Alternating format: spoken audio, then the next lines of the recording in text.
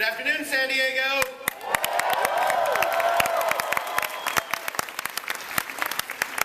Really? It's the Batman 75 panel. Is that why you're here? If it is, I need you to make more noise than that because I got a lot of people we have to bring up, so let's try it one more time. Good afternoon, San Diego.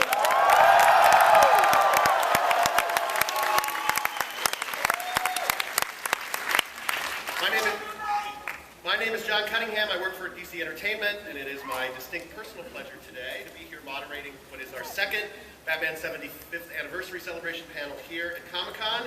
Anybody in this room attend Friday's panel?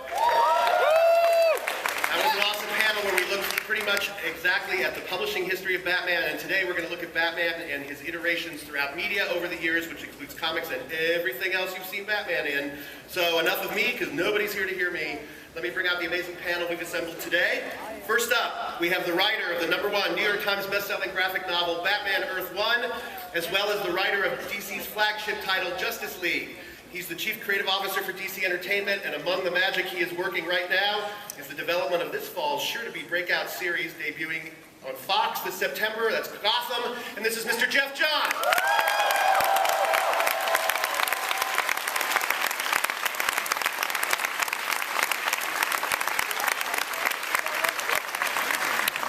Our next guest is the Senior Vice President of Creative Affairs for Warner Brothers Animation.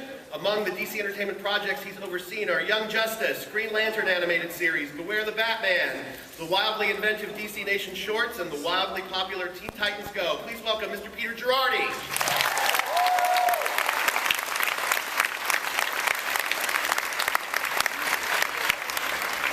Next up, a gentleman who is responsible for one of the most popular and influential iterations of Batman over the last 75 years.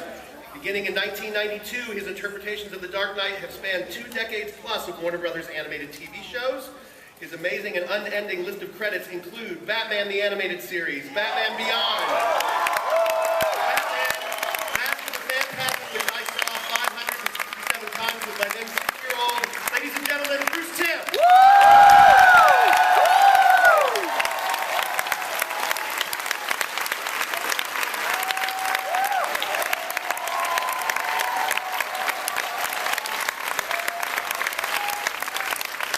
Never gets old. Next up here is a gentleman who has worked side by side with Mr. Timm during this legendary run, and for all of us in this room, he is essentially the voice of Batman. Please welcome Kevin Conroy.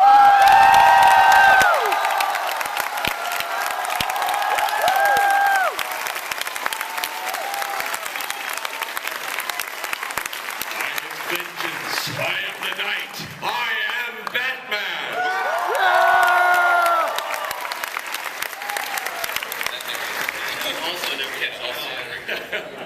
If that's not enough, next to join us on stage is a gentleman who has helped create enduring interpretations of Batman in books, film, and video games.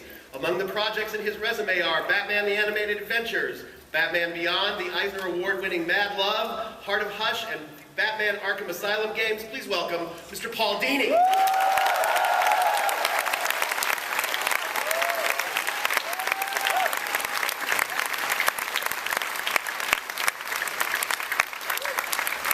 Many of you will know our next guest from his Hollywood Babylon podcast with Kevin Smith. He's now co-writing our Batman 66 Green Hornet book. Please welcome Mr. Ralph Garman.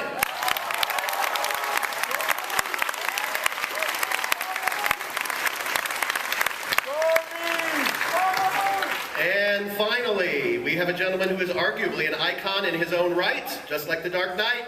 He was the illustrator of some of the most memorable Batman stories we published, including All-Star Batman and Robin and Hot Batman Hush. His distinctive art style has influenced an entire generation of comic book artists and readers. He's now the co-publisher of DC Comics, Mr. Jim Lee.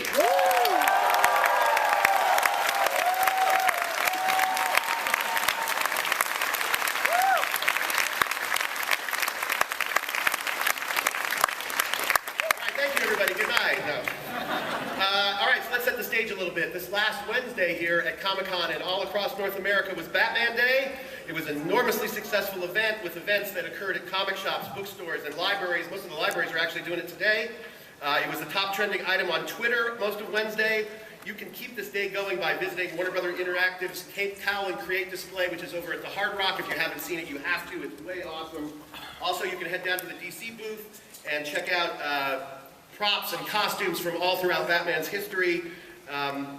It's a really cool display. If you haven't seen it, a little over a day left to go and get that one. So what we're going to do up here today is just sort of walk through key moments from Batman's 75-year history and let this great panel of guests tell you their insights into what went on. Where did Batman start, ladies and gentlemen? Detective Comics #1, 75 years ago this year, 27.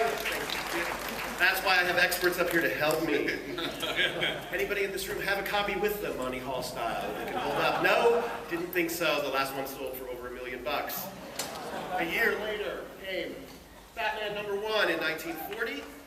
And from there on in, the Batman world was set in motion. If you think of Batman, you think of his sidekicks. You think of the villains, more than just about anything, the most amazing array of villains. So here's my first question for my panel. Who, on this panelist, who is your favorite Batman villain and why? Paul Dini, let's start with you. Joker, for obvious reasons. He's just the greatest. He's a perfect counterpart to Batman, and he's just out of his mind crazy. I think for me it was the Riddler. It's always been the Riddler. Mostly because of Frank Gorshin's version of him on the TV show. I just thought he was manic and amazing and energetic and as a kid sort of terrifying and funny as an adult. So I've always just been a big Riddler fan. I've always loved Croc. I love Joker, but he's probably my favorite, but I feel like Killer Croc has so much more to explore. And he's the first Batman villain I ever bought when I bought a comic book. I'm gonna go with Catwoman. I used to watch the Batman 1966 show as a kid. Woo! Yep. It's probably the only supervillain that kind of made me question my stance against evil. I felt always a little uncomfortable in the presence of Catwoman. But I think she's a great character, a great foil for Batman because obviously there's that great chemistry between the two characters. And you know, he's got this classic can't-must. He's got to take her into to jail, but he can't because he has these feelings for her. And I think in a way, she's a very sympathetic villain. That's it.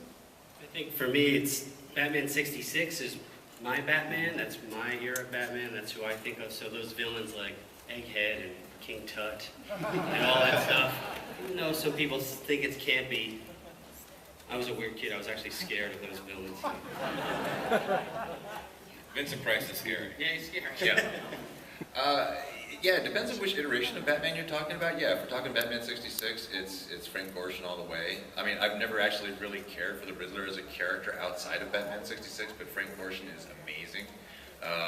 Julie Newmar is like, just amazing in a completely different way. But yeah, Catwoman is probably one of my favorite Batman villains. But yeah, it's hard to choose because Batman literally has the best rogues gallery of any character in comics, and there's just so many good villains, so it's hard to choose. Maybe Bookworm. Marcia Diamonds. Yeah. Actually, Cesar Romero's Joker, I mean, that always gave me the creeps, but I realized later it's because he has a mustache.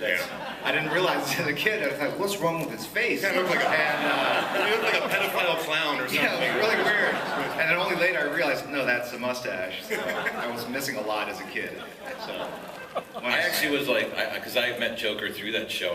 When I read the comics, I was like, why doesn't he have a mustache? And it would be Joker for me too, because Mark Hamill working with him was just so incredible.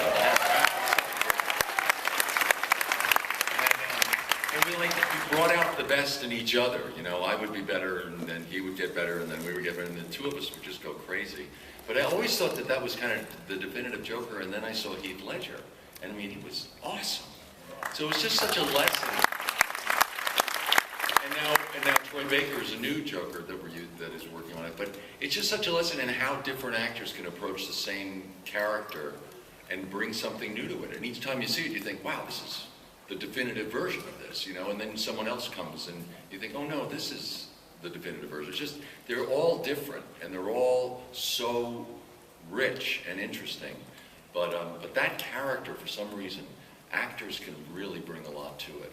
I think that goes the same for writers and artists too, because when you tap into the Joker's mindset, such as it is, you have to be really, really upset and really angry and figure about, you know, what would I love to do but I just can't do. And then you let this insane clown go and act it out. And then you hear a great actor give voice to it. It's just wonderful. And to watch Mark work, it's so interesting.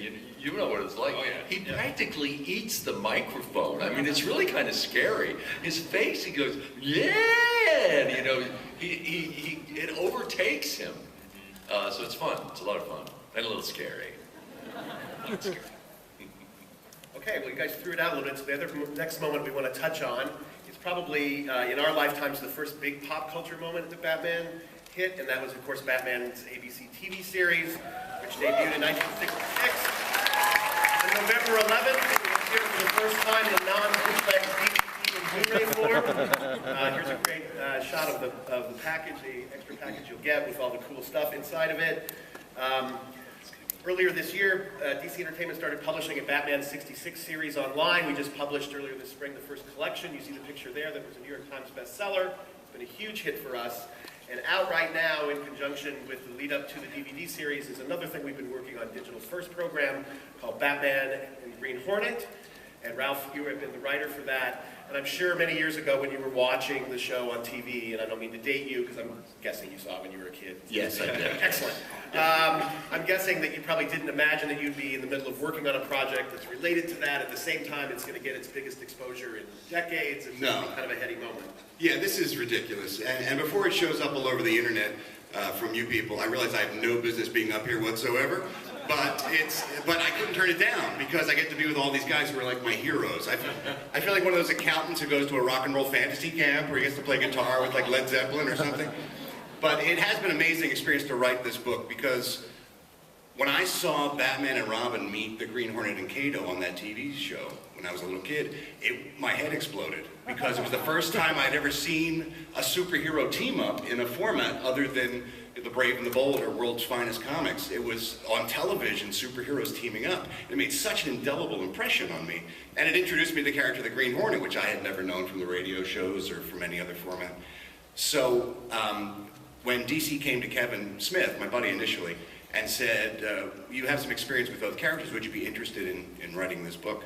And he said, somebody who'd be even better for it is my friend Ralph, who is a die-hard 66 fan and has all these collectibles, and he's sort of lived this character and these people for so long, and he also writes.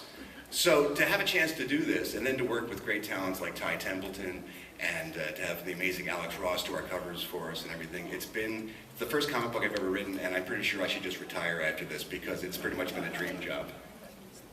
When you think of the cast from that show, that was amazing. The actors they got on the 60 show. Yeah. Well, Bruce Lee is Kato. He's still Kato to me. It's amazing, the actors that they had on that show. I gave him a lot more lines in the comic book than he ever got on the show, actually. I gave Bruce Lee more lines in the comic book because I thought he deserved them. I remember specifically when that crossover happened when I was a kid in school, because it was always a two-parter, right? So the climax, you know. The next day in school, all of the kids were like, "Oh, you think Kato and Robin are going to fight? Well, who do you think's going to win?" And at the time, you look at it, you look at it now in hindsight, it's like, yeah, Bruce Lee versus Burt Ward. But we were choosing sides back in the day. There were some kids who were going, "Oh no, Robin's going to win." And everyone else was like, "Well, no, Kato's going to win." So there we are in the 60s, between comic books. He's a comic book hero. He's sort of this ABC thing. It goes on like that for a few decades. And then we hit the late 80s and a couple of really seminal moments hit. One of which is the publication of Frank Miller's Dark Knight. From a culture perspective, the big bomb went off 25 years ago this summer when Tim Burton's Batman appeared. And I find as an older person now is that when I talk to younger people, they don't, it's tough to explain to them the sort of seismic impact this movie had when it hit. And I'm wondering if you guys can recall just seeing it that first time or the impression it had. I can remember personally so vividly the first time I saw it and how it totally transformed, I thought, not just myself, but I could tell other people in the audience how they thought about this character or comic heroes in general. Sure. I just remember everyone was wearing a Batman T-shirt. Yeah. You know, I lived up in San Francisco at the time, and I remember there's a run called Beta Breakers, and all these people were dressed up as Batman on this run. There was a huge mania there, and it was amazing to see that kind of hoopla. But what's interesting is when we were talking about Batman 66 or doing some research, there was a documentary that talked about it. And there was actually a big mania back then, back in the 60s. I mean, it took over. And I was completely unfamiliar with that because obviously this documentary hadn't come out. But it's interesting to know that every generation has experienced this kind of Batmania. And that's part of the enduring legacy of the character, the popularity of the character, is that everyone kind of connects or comes into Batman from a different era, from a different kind of point of view. The first teaser poster for that movie, remember, it was just the logo. There was no Batman on, there was no name, but just the logo, and that's what started the mania. Everyone said, oh, it's coming back, it's coming back. It was that, and then the photo of Michael Keaton in the suit that was in the LA Times calendar section. I think that was the thing, because at first when I first heard about it, I thought, oh, Tim Burton, you know, that's kind of interesting. Michael Keaton, God, really? What are they thinking? And then when they had that full page shot of him in the LA Times calendar section, it was like, holy crap, that looks cool. It was like, that actually looks really, really neat. And so that was from that point on, it was like the excitement, I think, started building amongst That's when you couldn't tweet a picture or share it. You had to actually bring the newspaper to all your Back in the day, we actually used to read our news on these pieces of flimsy wood paper. But I do remember there was a big, I was 16, I just got my license, so I was psyched because I could drive to the movie theater. But I remember there was a big uproar over Michael Keaton being cast as Batman back then. He was Mr. Mom, for God's sake. Yeah. Mr. Mom can't be Hey, Batman. that's an underrated movie, Mr. Mom. I remember I was talking to somebody who knew a lot about the movie, and he said, well, you know, the guy from Beetlejuice is going to be Batman. I said, oh, Alec Baldwin, hey. I could see him as Bruce Wayne. He goes, no, Beetlejuice. So it's interesting, as Jim pointed out, I think it's a great point, every group of fans, every generation comes to Batman. And again, since I lived it through the eyes of a child at the time in 1992. Batman the Animated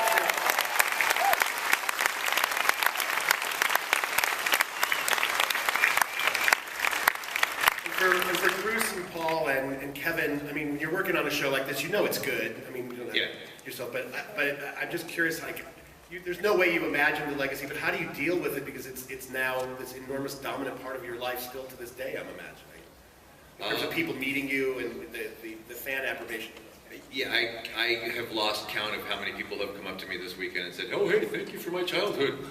So if you meet me on the floor, please don't say that. You know, I mean, it's really sweet and it's great. But yeah, I've heard those exact words a million times this weekend. But it's really true. What's really weird is the people who are like in their 20s who were telling me that. And it's like, oh, wow, I'm really old. But no, it was weird. When we were working on it, at a certain point, when we actually got the first episode back animated from overseas, and we were watching it, even without the music on it or anything, it was just like, okay, all these crazy ideas that we're messing around with, it's going to work. This is going to be a really, really good show. And so we were pretty confident that the show would actually be a good show. And we thought it would be a successful show because there was a lot less crazy media out there. It was like really just, you know, the main channels and Fox TV. So there was a lot less people competing for kids' attention. So we thought the show would be successful, but we didn't really expect how successful or how enduringly successful the show would be. So that's been actually really gratifying. It's really neat that it really kind of touched a lot of people, and we kind of went. I remember the first day we did ADR for the show, because you know you record first, the actors record first, and then the tapes go off to the artists. So when the first tapes came back, it was about 6 months after we'd started recording. So we've been recording a lot of shows and working on the show, but the actors, we'd been working from sketches. We didn't really have the vision that these guys had, what it was going to look like. And so Mark Hamill and I were in the ADR studio together, and the first footage came up on these big screens. It was like whoosh, and this lights, the colors, the deep, rich colors, and everything painted on a black background. It was so dramatic, and I looked at Mark, I said, did you have a clue this is what we were doing? And he said, this is amazing, this is amazing. So we were completely overwhelmed at how beautiful it was, and really swept into the world of it.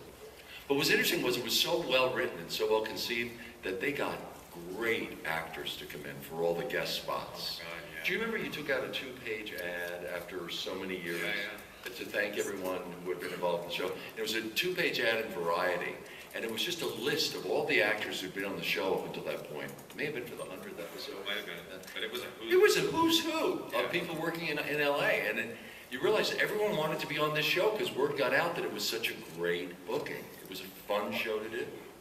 You know, it's really interesting to look back on the show. I watched a number of the early episodes recently, particularly on Leather Wings and Two-Face, and there was such a spirit infused with all the artists. And I think to some degree, every one of the artists who worked on our shows, who did the storyboarding and the layouts in Warner Brothers, they all had a take on Batman. They all had, these were guys who may not ever draw a Batman comic book story, but they all had a passion for Batman.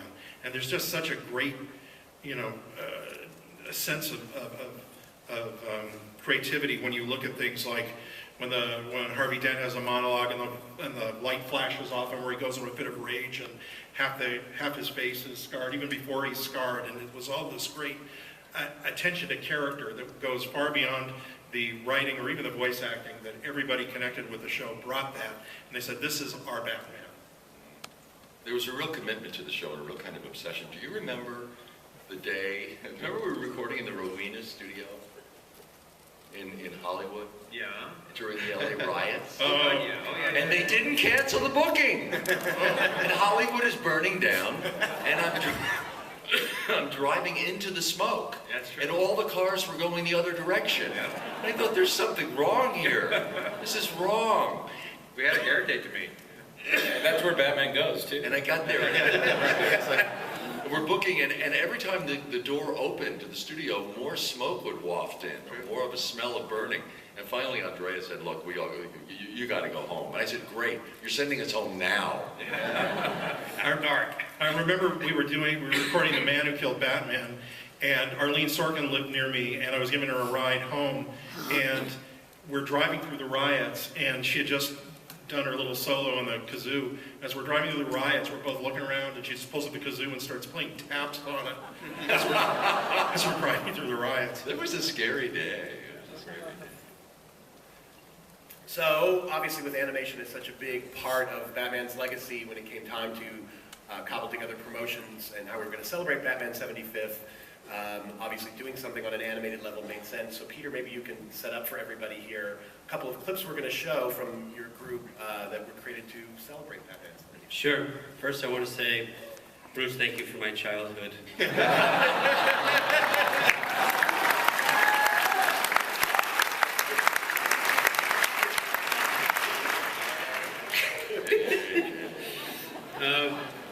Well, like most of you and people on the panel, you know, Batman the Animated Series, or BTAS, you know, it was a huge, again, it's true, I'm kidding around, but it was true, and for a lot of us, it was a watershed moment.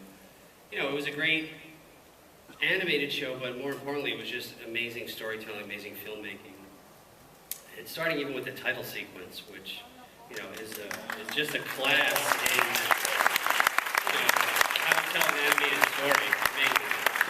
So, we do a block on Cartoon Network called DC Nation that has Teen Titans, and it had Green Lantern the animated series, and it had a bunch of other shows. But in between the shows, we would do shorts. A lot of crazy shorts came out of there: Wonder Woman, Metal Man, and Vibe, which Jeff and I love dearly. So when it came time to do some more, and we knew that the Batman 75th anniversary was coming up, and Bruce and I and Jay Oliva had just finished a short for Superman's 75th anniversary, which some of you might have seen. It's a trip through Superman's illustrious history. So we went to Bruce and said, Bruce, would you like to do like a kind of a BTAS short? And Bruce had a whole other idea. Why don't you talk a little bit about the short? Well, the idea that I had was I always wanted to have done Batman the Animated Series as a real period piece. I mean, the show definitely has a retro feel to it, but we did want to, like, for various reasons, kind of modernize Batman, you know, at least make it up to date. So it had like a 40s kind of look to it, but it had computers and the clothes weren't exactly authentic to the period and stuff. But in the back of my head, I always kind of saw Batman as being a real strict period piece, like set like right there in 1939, like right in the early years of Batman. And also one of the inspirations for the original BTAS show was the Fleischer Superman cartoons, which you may have seen. The very first time I ever saw one of those shorts, it was actually in black and white. I actually saw it while I was in college. They had a black and white print of one of the shorts, and I thought it was like the coolest thing I'd ever seen. So, so the minute I started thinking, okay, I could do a 30s nice period piece Batman short. Oh, that means I could also do it in black and white, because we could never do it as a series, but for a short, it's perfect. So, so I just came up with this little short story, and it's mostly action, but it's kind of incorporates a lot of my influences from Batman the Animated Series. It's kind of like Republic Serials meets Universal Monsters. So. We learned a lot from doing the Superman short and how to work with our overseas studio and then bring all the footage in-house. So Bruce and I and a bunch of other artists laboriously go frame by frame and add to it and plus it. You know, if we had 5 more years, we'd probably still be working on it. So luckily we had a deadline. So. All right, so now we're going to show you the first of these 2 clips. This one is called Stream.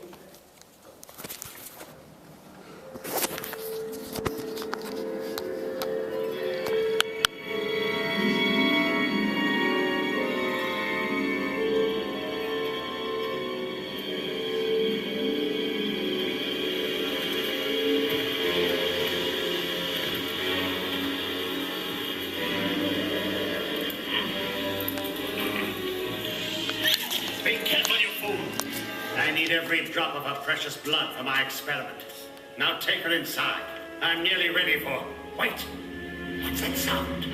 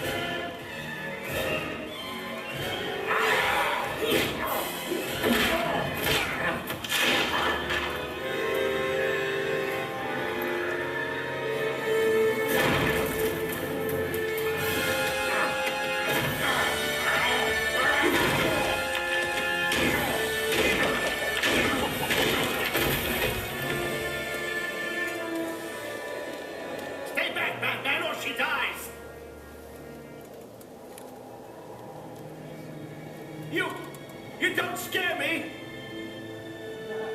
Stay back!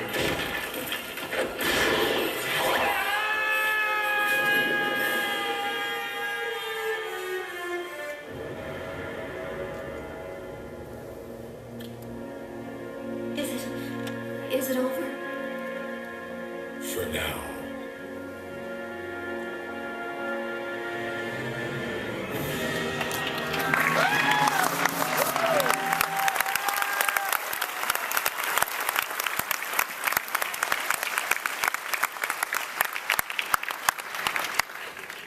Kevin's easiest payday ever. True words.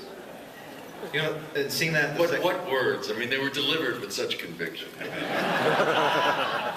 actually seeing that the second time, when he grabs Batman's neck, his head pops up like 3 feet, right? That's the hard thing. A gigantic hand strangling people, right? I just noticed that Batman's head, if you see it again, you'll see his head pops up literally off his spine. So to set up the next clip, we have to jump ahead in our chronology just a little bit. to 1999 when Batman Beyond came out.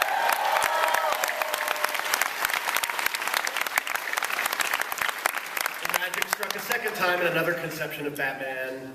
It grabbed the imagination of kids and adults everywhere. And I'm just curious, guys, where did, it's obviously through a brainstorming session, but this is just so tonally different altogether. And obviously that was the intent, or?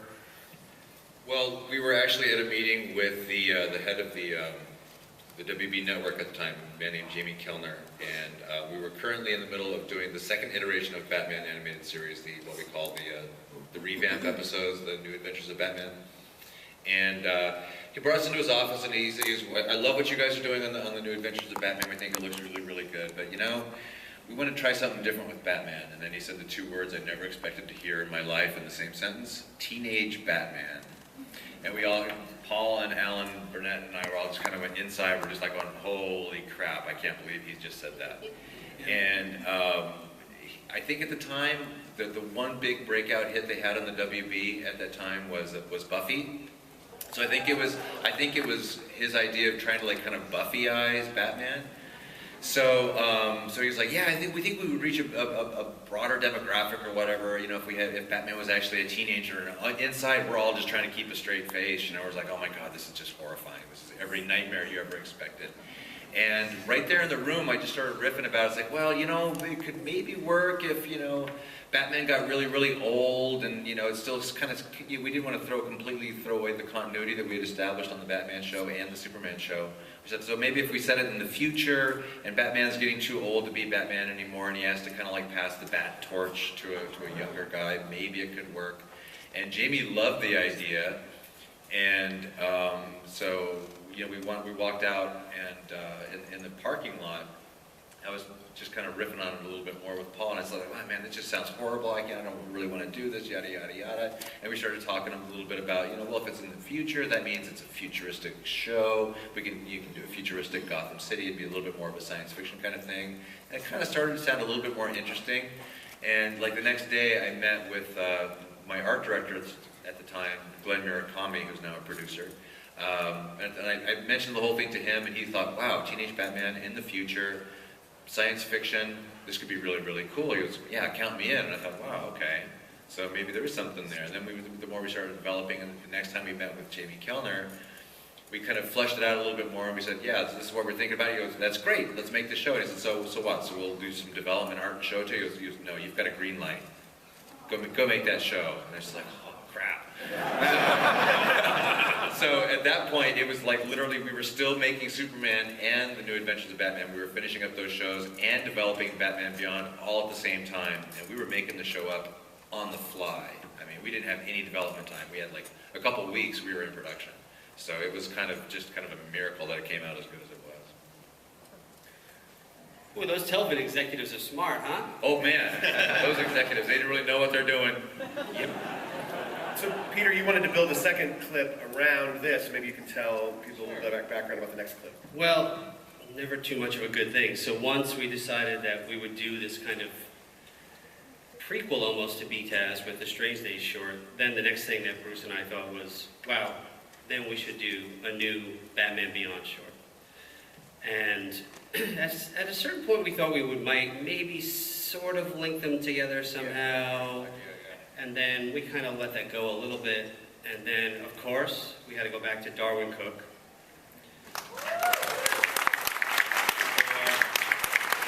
To help us do this next short. So, yeah, it was great. It was kind of like, it was a great vibe in the studio because everybody was kind of working on Batman again, and Murakami contributed a little bit, and Darwin was there and everything, so, yeah. Right, so this next clip is Batman 75, Batman Beyond. Mr. Wayne? Mr. Wayne! Terry, you're hurt. Just groggy. Who did this? It was me.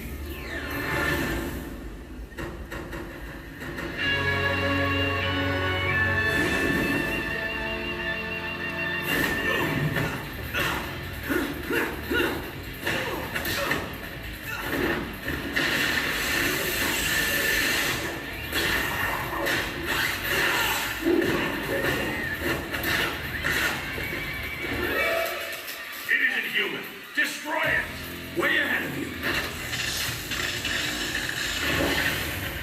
Batmobile. Ignition. Sorry, pal, but your history. Who sent that thing? It didn't say. Whoever it was, they didn't stop at one.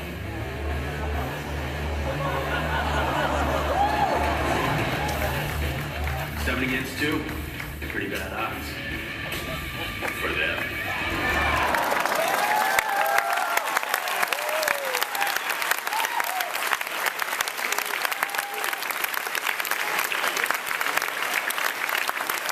I can't wait to see how that turns out. Okay, so I want to dip for a few slides here back to the publishing side of things, because we hit that point where all of a sudden the media world's gone crazy. And what was great was, if you were reading DC Comics and Batman stories, all of a sudden, for a number of years, you saw these books that were groundbreaking, and to this day still form the core of our backlist. Books like Alan Moore and Dave Gibbons' Killing Joke. There's also Grant Morrison and Dave McKean's Arkham Asylum. By the way, the next slide is we'll be packaging this book this fall, and there's Dave McKean's new cover for this. This will be out in hardcover and paperback later this fall. Another one of these books that is right now surging is our #1 selling book during Batman Week, and that is Batman Hush.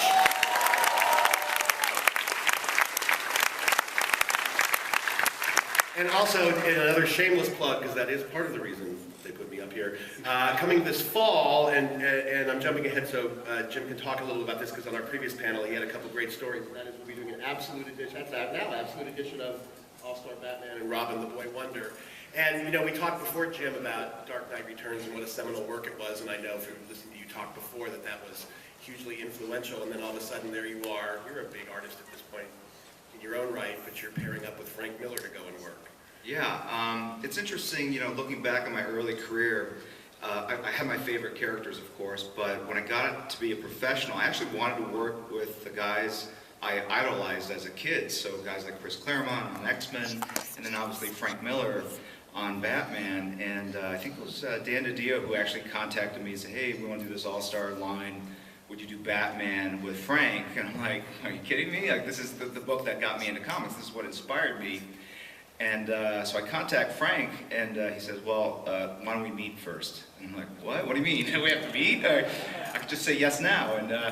And so come on down to Austin, and I'm shooting Sin City. I'm doing this as a plug for Sin City 2 as well. It's coming out soon. But he said, come down to Austin. Robert Rodriguez is, we're directing Sin City in this old airport in Austin that Robert Rodriguez had bought and converted into a film studio. He had his own green screen, and all of the special effects were done there. So I flew down there. I said, hey, you want to see the movie? It was a rough cut. They still hadn't done all the special effects. So I'm sitting in this room. The Weinstein brothers, who are these big-time producers behind the movie, were there. And, you know, and so after all this is going on, I'm like, I look at Frank and go like, Frank, you don't have to impress me. You had me at goddamn Batman. I'm in. So it was just really an awesome sort of closing the loop, getting to work with Frank on something like this. Again, because I looked up so much to his work growing up. And again, when Dark Knight Returns came out in 1986, I was a senior in college. I really kind of gotten bored with comic books, but that book was so different in terms of the level of sophistication and the storytelling, the narrative, the context of which Batman was presented in that time and period. It was very political at the same time. And then the gorgeous coloring of Lynn Varley, and just the really expressive art was just really something I'd never seen before. And that was the book that inspired me to become a professional. So I blame Frank for everything.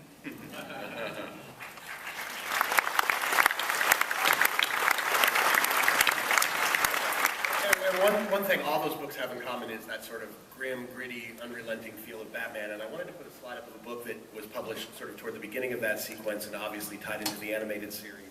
And that is a book called Mad Love that Paul and Bruce won the Eisner Award at a time when there was grim and gritty comics like there are today. But especially now, it's been 20 years since that was published, and we're in this moment where Harley Quinn has her own comic. It's a number 5 in the top 5 selling comics month in, month out. Earlier today in the DC Entertainment booth, people people from Hot Topic and our consumer products division put on a Harley Quinn fashion show. Harley Quinn is now catapulting into this level of stratosphere. And we talked earlier in the panel about how important villains and sidekicks were. And I'm just kind of wondering for you two what this moment is like watching Harley now have this amazing, to me, an amazing life that's so different from what you created and yet is still so vibrant.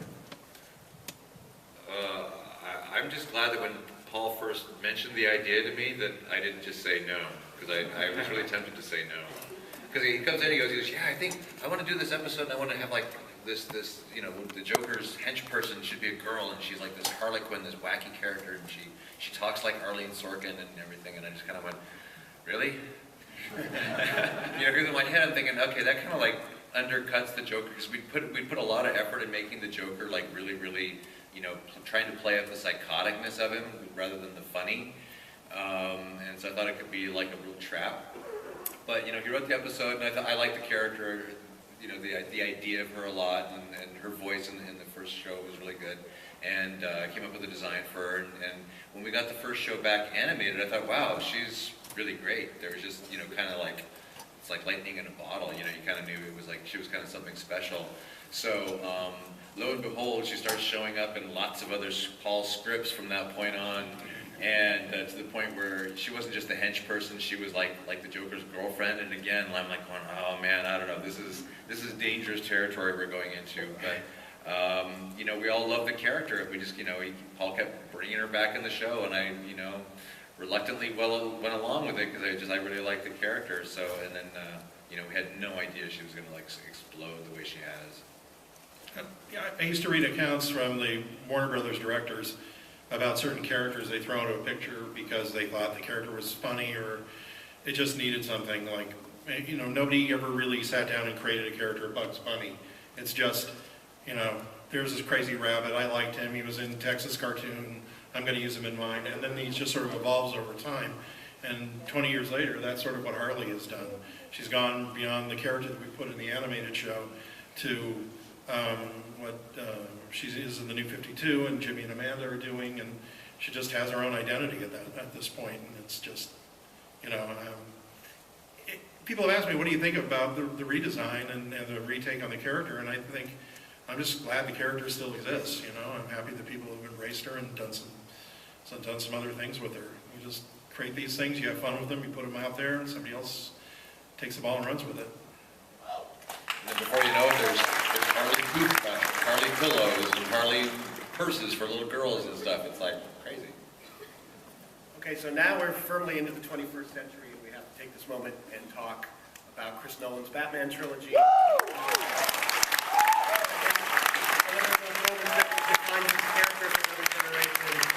curious for my panelists, I think it's sort of common in every one of these Batman celebration panels we've done all year long, the reverence that everybody has for this. So we could spend a couple minutes with everybody genuflecting, and if you feel that need, please do so. But I guess I think a more interesting question perhaps is, how do you think this is going to, how do you follow something like that? Which is a question of just general curiosity for everybody on this panel except for Jeff, who's as part of his charge is going to figure out how to do that. But I'm just wondering what you guys think about that. Is it followable? Of course it's followable. I mean, the thing about Batman, and I say this all the time, so forgive me if you've heard this before, but one of the great things about Batman as a character is that he's extremely versatile. I mean, you've heard all of us like going on and on about how much we love, you know, Batman 66 and Adam West and what a big impact it had when we were younger. So there's that. That's at one end of the spectrum. You know, it's Batman basically as, you know, as a comedy, and on the other end of the spectrum, there's Christopher Nolan, or there's, you know, Frank Miller, Dark Knight, or the darker iterations of Batman. So, and then there's all kinds of different versions in between. So it's not like any one version needs to dominate, you know, the entire spectrum of Batman.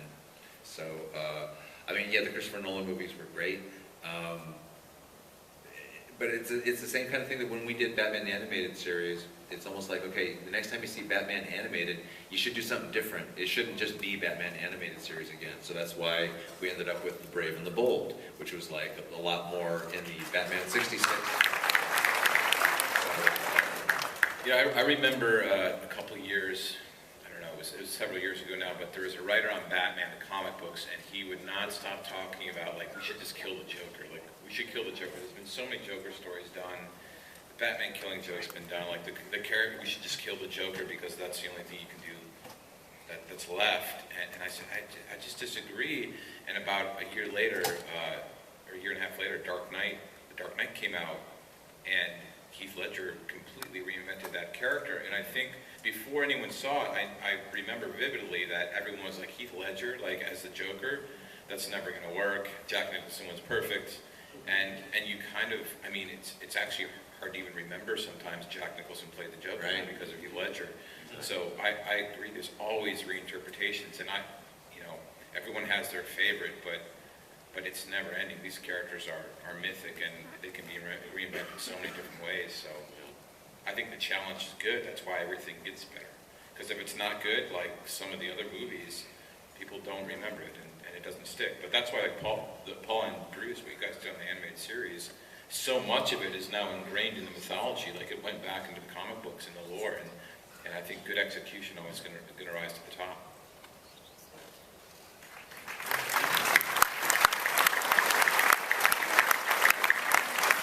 And I think that's a great transition point for me, which I need as moderator.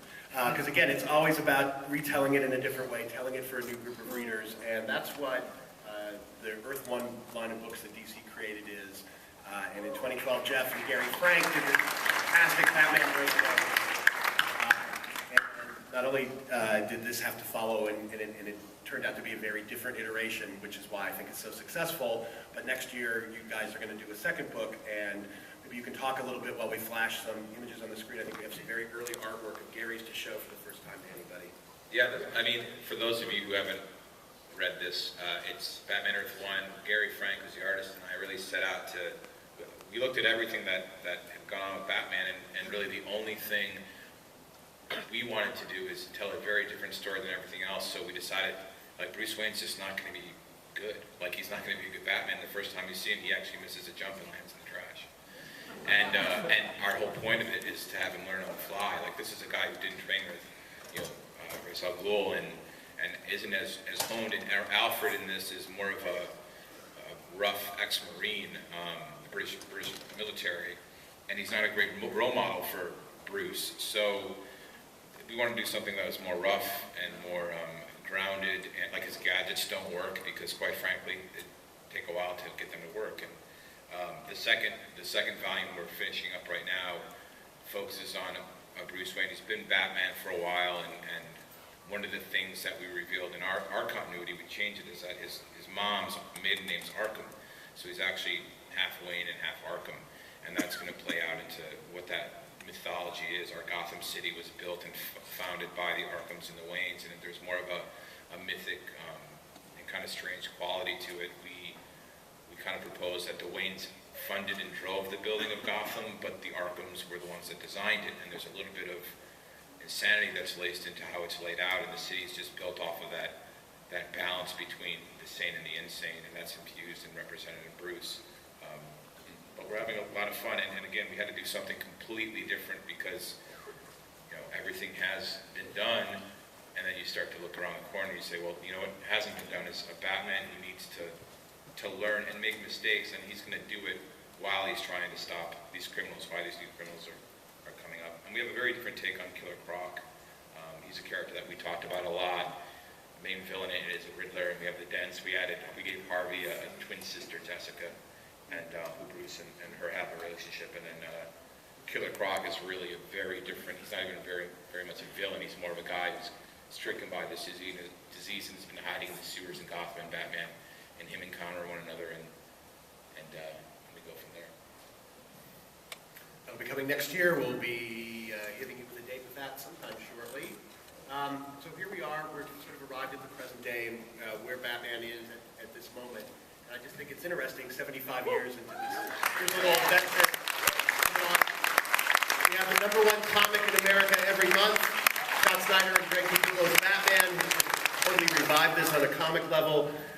These things are, as I said, #1 comics every month. They're also #1 books when they're published. And just to give you a peek, coming this fall, we'll be publishing a collection of the 3rd book in their series, which we'll be able to get with this extremely creepy and weird Joker mask. Thank goodness we didn't kill him off.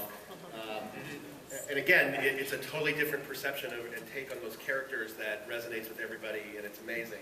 So on the comic level and the graphic novel level, we have that working. There's the video game world with the amazing Arkham Asylum trilogy. Now into the Top of Soul, coming out next year, so we'll have a new iteration of that.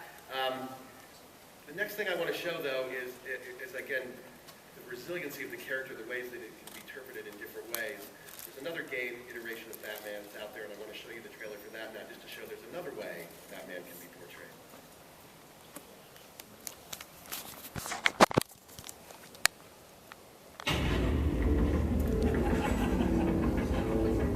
Calling all Justice League members. Mayday. We have a code red security breach on the watchtower. Calling all Justice League members. Mayday. Desired. Calling all Justice League members. Mayday. No, we'll take the check, please. We never get a break. Calling all Justice League members. Mayday.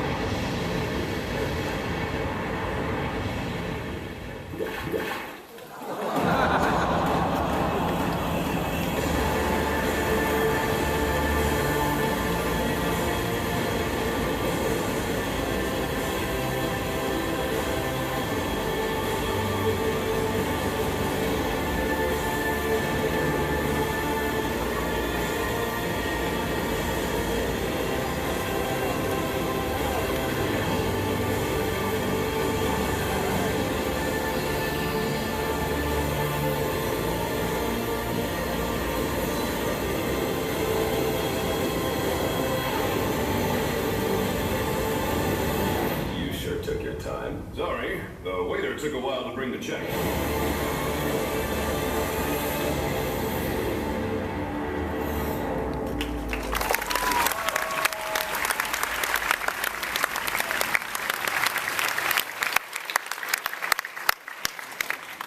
I'm exhausted from all those different interpretations, and we're not quite done yet. Because there's one, well, there's more than one, but the next one, the one that's coming most close to us is coming this fall. Showing Monday nights on Fox, and it's a little show called Gotham.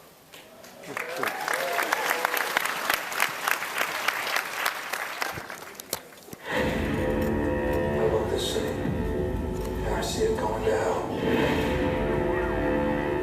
Sometimes I think this place is cursed. I won't let it fall apart without a fight. Citizens of Gotham, we will not, we cannot let these killers, these robbers, these rapists, and these thugs win. Not on my watch. There is a war coming. A terrible war. There will be chaos. Rivers of blood in the streets. I know it. I'm your partner, Jim Gordon. You have a little danger in your eye. I wonder what you plan to do with that. You killed people before? That was war. This is war. We're not war.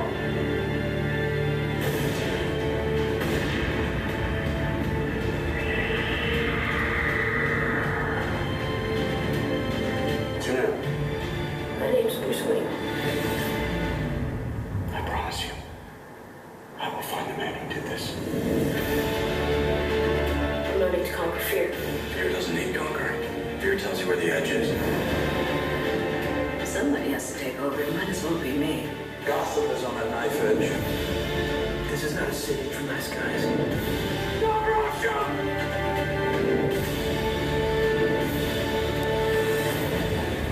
However dark and scary the world might be right now, there will be light. There will be light. Rose.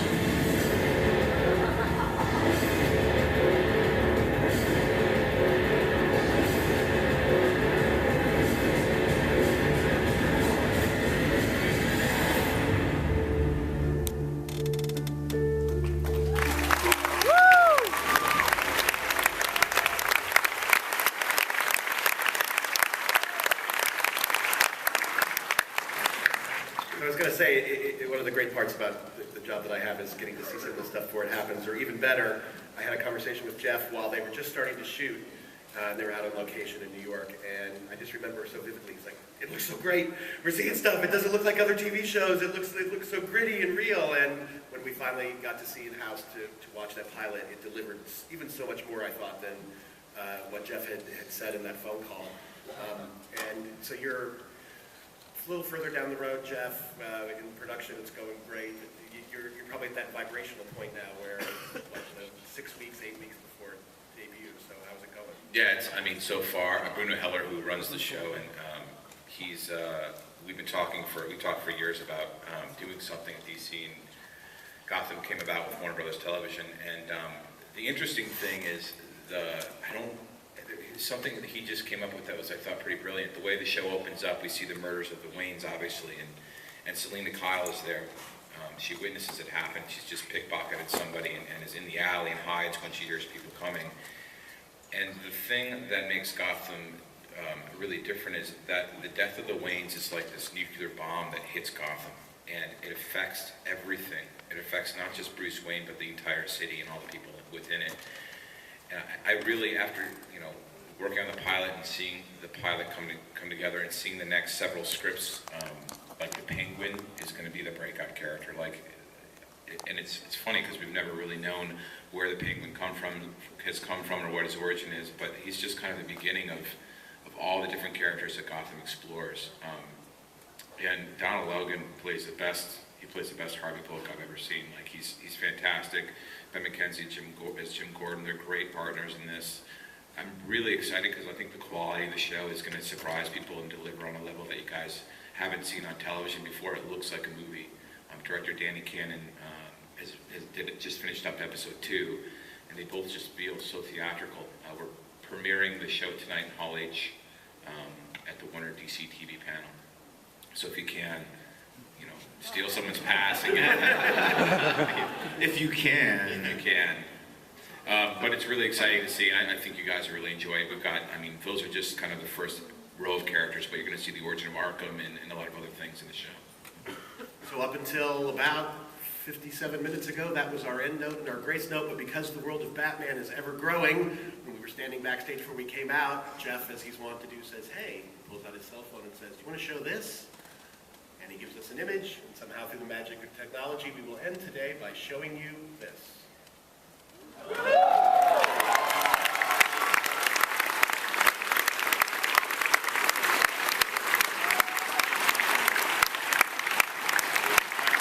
Thank all of you for coming to this panel today. It's been a lot of fun, and a lot of fun this week celebrating Batman's 75th anniversary. Have a great evening, everybody. Thank you.